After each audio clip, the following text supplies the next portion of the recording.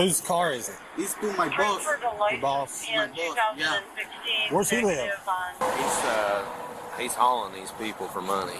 You got an ass hauler is what he's doing. But sanctions legislation targeting President Bukele and all those who are part of his government. I mean, where do we even begin? We now have the full body cam footage of Kilmar Abrego Garcia, the Maryland man, being pulled over in Tennessee, and even the troopers are straight up saying on camera he is literally pushing or moving illegal immigrants across the country. Audio from 2020 was obtained by USA Today. Abrego Garcia's wife pleaded with a judge for protection from her own husband. A warning, the audio is difficult for some younger viewers especially to hear. And don't worry, we will get to that audio later in the video, but first, let's look at the body cam footage. Got a bunch of people in here, don't you? It's 1 for 6. Yes. Go back to work. Gotcha. Where are you working at? Where? Where? St. Louis, Missouri. Missouri? Yes, sir. Gotcha. Okay. But I'm from to Maryland. Okay. Now, the reason I stopped you, we was running 75 down through here. 75? Yeah. Of course, this is 65 through here. I know, I'm going to 70. Going 70? Yeah, what's the limit right now? Is 70 or 65? It's 65. I can see it, sir.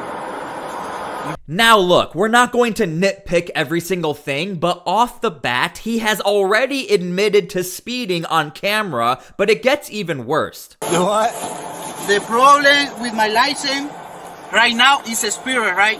It's suspended? Suspended because I have my permanent employment, so like 2 years experience, so I need.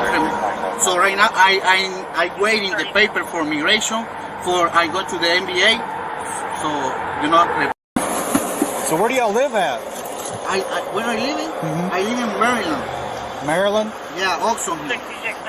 Whose vehicle is it? What, excuse me? Whose car is it? It's to my boss. Your boss? My boss, yeah. Where's he live? Where's your boss live? My boss right now is staying in Maryland, but he lives in Texas. Okay. In Houston, Texas. Now, please leave your comments down below how you feel about all of this. I am so curious to see what you guys have to say. Just a reminder, so far, we have somebody speeding, somebody on a suspended license, somebody who works in Maryland but got pulled over in Tennessee but works in Missouri, somehow connected to Texas, and this is not his car, it's his boss's car. Let us continue. you know what you got here, right? No. He's hauling these people for money. You got an ass hauler is what he's doing. But sometimes they commingle dope. No. But He, did you see how squad at the back? there's 8 people in there. Yeah, I know. I didn't know that. They put an extra row of seats in there. Yeah. So he's getting paid to haul these people, probably to Maryland, I would say, if I had my He guess. said they all work together. That's what he's telling me. But he's the only one that knows half English. So let me ask you this. They don't have any luggage in there, right? And if you get them out, they're going to have a tube of toothpaste and they're going to have toothbrushes in their pockets, I guarantee it. He's got $1,400 cash in his pocket in an envelope. Now, I do want to remind you guys, because I know we are all thinking the same thing, how the heck did Kilmar Abrego Garcia get away with this? I want to remind you, we only knew about the body cam footage, but nobody has actually seen it. Now that you are seeing this footage, I'm sure a lot more people are a little more confused as to how he got away with it. So in the video, you can see one of the cops making a phone call. The body cam audio cuts out for 10 minutes. Sources told us that on that call was Joe Biden's FBI, which advised police not to detain Kilmar at the time. That source also tells us Highway Patrol called Biden's ICE, and they never showed up. Biden's guys said an MS-13 gangster, suspected human smuggler and wife beater, released into the country.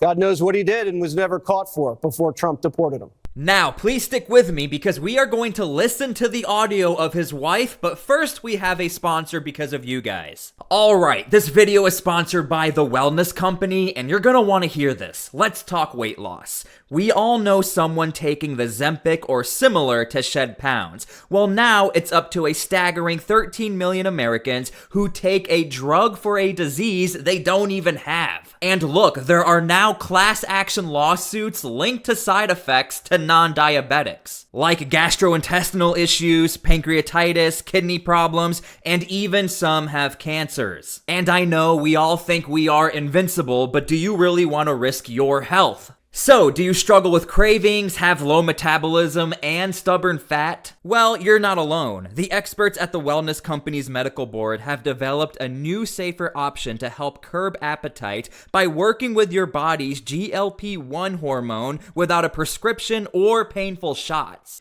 Introducing Drop, a breakthrough GLP-1 peptide that targets hormones to assist in improving metabolism and blood sugar balance, plus hunger reduction. And look, all you have to do is add a few flavorless drops each morning to your water for some serious weight loss on your terms. And look, summer is around the corner. If you have been looking for an alternative that doesn't involve shots, it's time to drop it like it's hot, minus the needles. And don't worry, it gets even better. You get $50 off plus free shipping by going to twc.health/T-SPLY and use code T-SPLY like you see on the screen.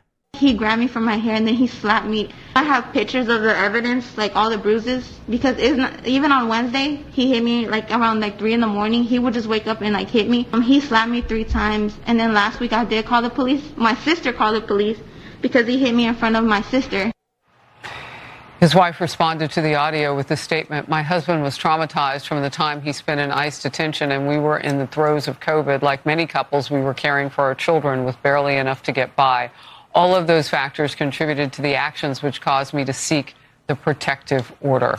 So, as you can see, you even have an admission of danger. You have an admission that Kilmar Abrego Garcia, he was a danger to his own wife by her own admission. So whenever Democrats say, there's no evidence, there's no proof, stop saying all of these bad things about Kilmar Abrego Garcia, well, it turns out it is fully true. And we do need to give some credit to Kilmar Abrego Garcia's wife. She is not lying, she is telling the truth, and she's not denying it. So we do give her credit for that. My district wants me to speak out and be loud and be proud at all times.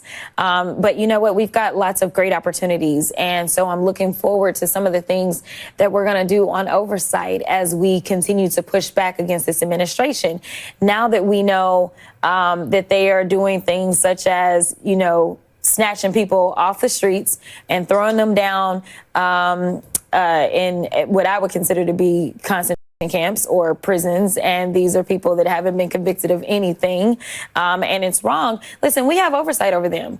If we are in a contract with El Salvador, then it is us that have to decide as to whether or not they are violating human rights. And so we have to be given an opportunity to inspect. So even if James Comer says, no, Democrats, you can't go down there, well, we are elected members of the Oversight Committee, so we should be requiring that they turn over reports to us. Now, please leave your comments down below how you feel about Jasmine Crockett's statements, but I do find it rather ironic that Jasmine Crockett, she wants all of this oversight with El Salvador and with anybody who has a contract with the United States, but when it comes to other contracts that DOJ is exposing, all of a sudden that becomes a big problem. The Trump administration admitted in court that Abrego Garcia had been wrongfully shipped to El Salvador, and the Supreme Court, by a 9-0 vote, ordered the Trump administration to facilitate his return. You don't see 9-0 rulings out of the court very often. And of course, Donald Trump could easily bring him back by simply picking up the phone on the Resolute desk. How do we know that? Because President Trump said so himself within the last 48 hours. We also know that the government of El Salvador is prepared to release him if they can hear from the President of the United States and they facilitate his return. How do we know that? Because when I spoke to the Vice President of El Salvador, he was very clear. He said the ball's not in El Salvador's court. The ball is in the Trump administration's court. And he said that the only reason the government of El Salvador is holding him is because the Trump administration is paying him to do so. President Bukele and El Salvador are complicit in this illegal scheme. This is a cash for collusion deal. Now, we have already seen this before, specifically with the state of Illinois. The governor of Illinois has instructed his state to cut off trade with El Salvador, which actually ended up being a lot more money than you think, like hundreds of millions of dollars. Now it looks like you have senators who are willing to fully sanction or cut off trade with El Salvador. Again, the catalyst because of all of this is, of course, Kilmar Abrego Garcia, an illegal immigrant, and trying to tie this into the court system, how Donald Trump is not following the courts, and now all of a sudden we need to sanction El Salvador. There's no issue right now that should concern Americans more than the elimination and destruction of due process, not just now for U.S. citizens, but for people that are here, whether it's a legal status or because they've been invited to this country to apply for asylum. Now, we've heard tonight, and I want to go ahead and speak a little bit more about Andre Romero, this young gentleman right here. He is a gay hairstylist, makeup artist who came to the United States with an asylum appointment. The United States government gave Andre an appointment to show up to the border so that he could claim asylum using our process that we created. He shows up with his appointment, and what happens? He gets interrogated through the process. His initial screening is positive, and then he essentially gets taken at the border from that screening directly to an El Salvador prison. Now, I have talked about this before, but you will notice more and more Democrats, even some of those who went down to El Salvador, are talking about Kilmar Abrego Garcia, but also talking about other people who've gone down to El Salvador. But as you can see, we are slowly getting away from Kilmar Abrego Garcia, especially when we're starting to see more and more stuff come out about his past. Whether from his wife, whether from body cam footage, more and more evidence just seems to be coming out. And again, El Salvador already said they're not going to release him. Can I say something real quick? Do you know why that triggers me? That triggers me because I come from a place where a whole bunch of people, they're American citizens, but they're thrown away. They're thrown away because they might have committed crimes, because they got in trouble when they were young. You should be the angriest that they care about the gangmakers and not those people. No, what I care about is that there is a system of laws that is supposed to protect the due process of those people. Yeah. And that has to matter more than what society thinks about whatever they have done. Get due process. I don't know why the Democrats are not angry about that. Because they're not citizens. We do not owe them the same thing. It has to mean something to be an American. Hold on a second. Now look, this seems to be one of the biggest dividers right now in America. We know right now in the prison system, without a doubt, there are prisoners who are in there who probably should not be in there for as long as they are in there, yet nobody seems to care about them, and they're never going to get more due process that Democrats really keep shouting about when it comes to illegal immigrants, especially illegal immigrants who went through due process and have marching orders, or illegal immigrants who committed a crime. I get the passion, but I really think it's important to really scrutinize what you just said. The idea that people do not have the right to the processes of the law just because they are not citizens is your opinion, but that is not how the law works.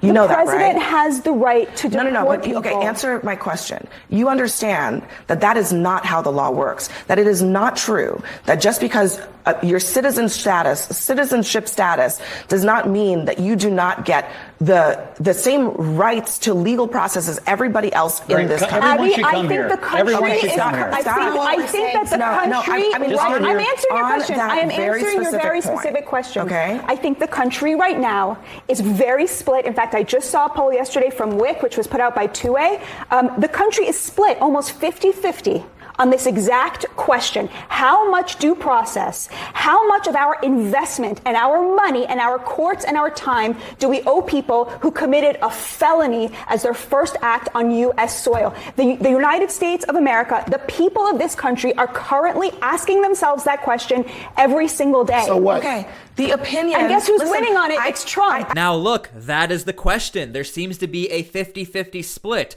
What's interesting about all of the polling and data, the majority of Americans can agree if you are an illegal citizen, you most likely will be deported. That is currently what's happening on current American soil. However, here's where the 50-50 split occurs. People are asking, well, if they are an illegal immigrant and they're being deported, doesn't that mean they still have to go to court to be told that and then they get deported? That seems to be where we have this whole due process conversation, especially when a lot of people don't realize over 1 million plus illegal immigrants already have orders to leave the country, but they've never left. However, Democrats are still saying, nope, regardless, even though they got those orders, they still have to go through a court or some sort of due process. It's a very, very gray area. Thank you guys for everything. Thank you for being here. Thank you for watching the video. God bless, and we'll see you all later.